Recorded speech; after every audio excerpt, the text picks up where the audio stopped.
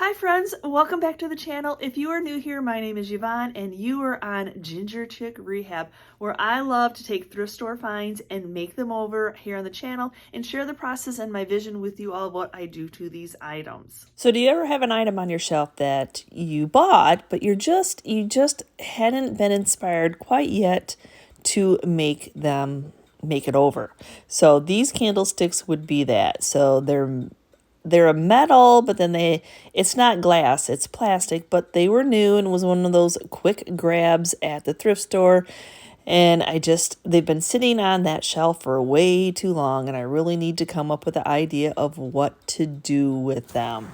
Take that back. I think they're more resin than they are metal. And at first I thought, you know what, I'll tape off, I'll save that glass. And I'm like, oh, that is not worth the time for candlesticks.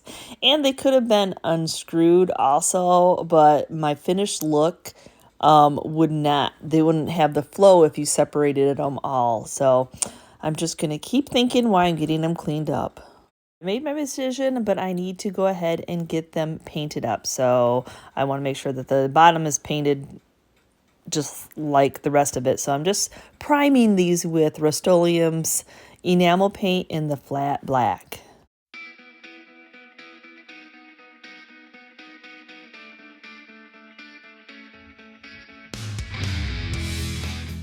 So since I thought these were metal when I picked them up, why not paint them to look like metal? Now, I've used the Dixie Patina paints for a little while now, and I've had a lot of fun playing with them. So in today's video, I'm actually going to mix them. So I'm going to start off with the bronze as the base for right now, and it's just a dabbing technique. I don't need to have full coverage. I just need to dab it here and there all over the candlestick.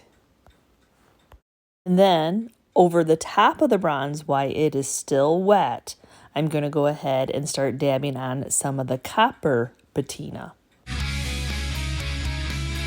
Yep, you guessed it. Now I'm going to move on to the iron. So the same thing, while it's still wet, this is really going to mix them together without actually mixing them together. So you're just laying one on top of that. So the same thing, just dabbing that iron patina all over.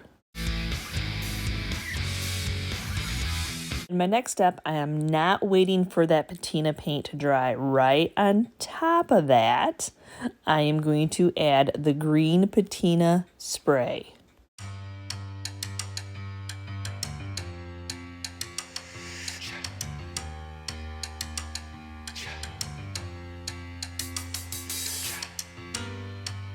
This is about 15 minutes into it, and now I'm going to add the blue patina spray. And so then it's really going to pop turquoise and some green. And yes, there's something about adding the two sprays right on top of each other. They blend in too much, but if you let them start doing their work before adding the second spray, I find that I get a little bit more variation in my colors. Oh, so much fun to be had. Oh my gosh, they're gorgeous. So now I'm just going to go ahead and seal that patina in with some weather defense.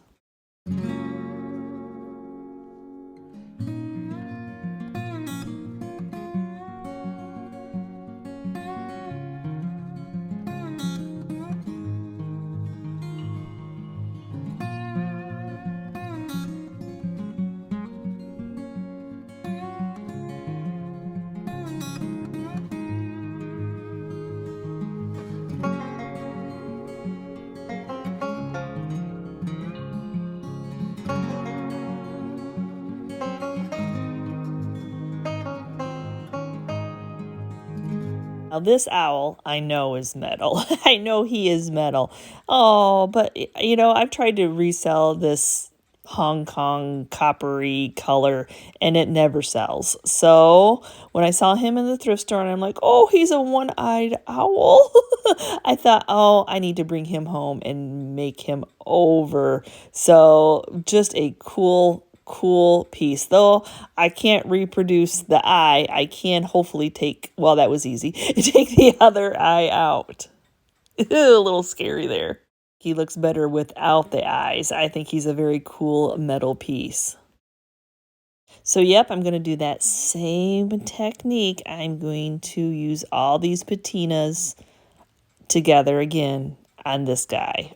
So the bronze, the copper, and the iron. And I like to use a flared out, I have some stencil brushes from the Dollar Tree that over time, just when washing them and cleaning them, they just flared out. So this is perfect for that dabbing technique. So I'm going to, same thing that I did before, I'm just going to start randomly dabbing here and there. I'm not going to worry so much about getting in the inside. I'll try to get every area that shows. You know, he should be standing up most of the time, but there's just a ton of detail on this metal work.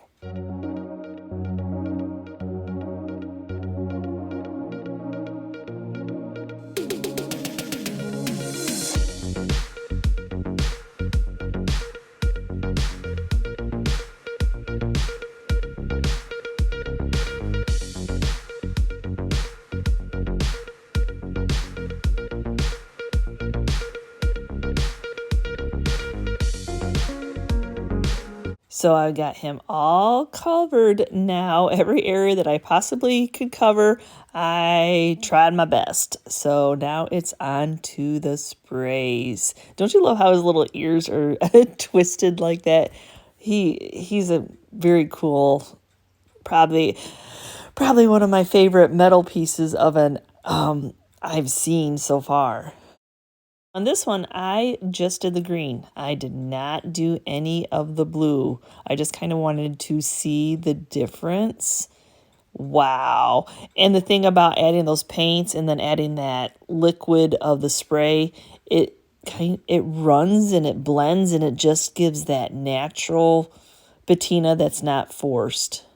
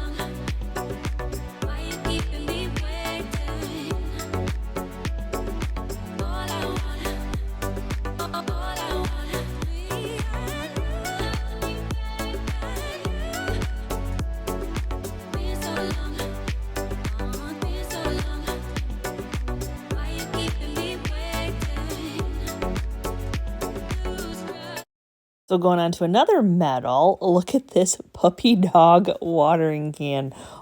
How cool is this? So I'm not sure if it was the manufacturer's coppery spray or what. It's just really bright. It's really bright. So this, I thought this is perfect to add into this grouping. So you can tell that it's been outside, so it needs a bath. It has a little bit of its own patina going on on that tongue there, but I think this is a cool, I've never seen a doggy watering can before. And I'm having so much fun mixing these. After the doggy was dry, I'm going to go ahead and mix them all again. And I do notice, like, so the resin and the plastic piece, you know, how that took differently than what the owl takes. I think also some of these patinas in the spray, depending on what type of metal it is, it also reacts differently. So let's see what happens to this spray painted metal dog. I'm going to call him spray painted. I don't think that was the manufacturer's, because see how the bottom of it is a different color.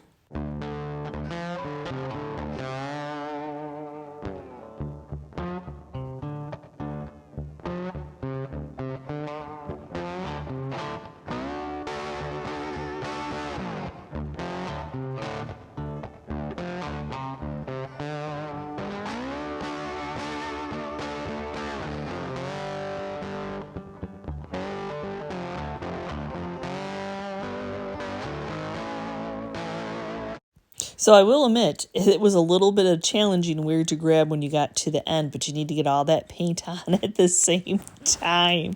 So I did achieve it. So we'll see how it goes. So yep, we're going to do that same thing. I'm going to start off with that green patina spray, trying to get the underneath as well. Now this one isn't going to have any little details necessarily to stop any, like the owl or the candlesticks did.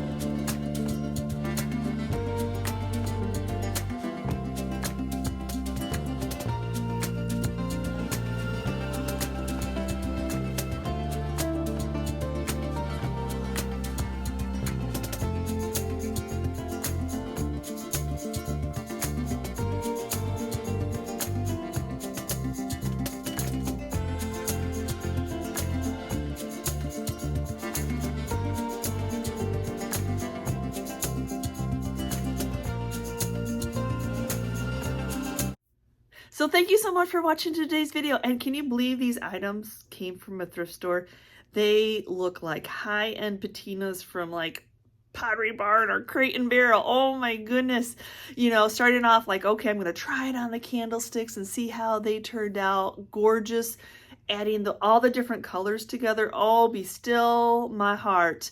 And the owl. The owl probably is my favorite. It just the way that the patina spray ran down with all the different colors, just gorgeous. And there might have been a little bit of patina going on that doggy, but you know, I could have went probably back in with the iron paint and toned it down a little bit, but I kind of liked it. I did. You know, I always say do an item until you love it, and if I didn't love it, I would have probably worked on it a little bit more. So give me a quick comment down below which of the items I made over for you all today were your favorites. Have you tried mixing those patinas?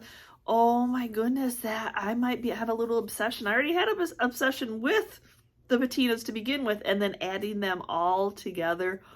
Wow. That's all I have to say. Wow. So thanks again for watching today's video. And as always, if you're part of our YouTube family, thank you so much. And for those of you who hopped over, checked out our Journey channel, I appreciate it so very much.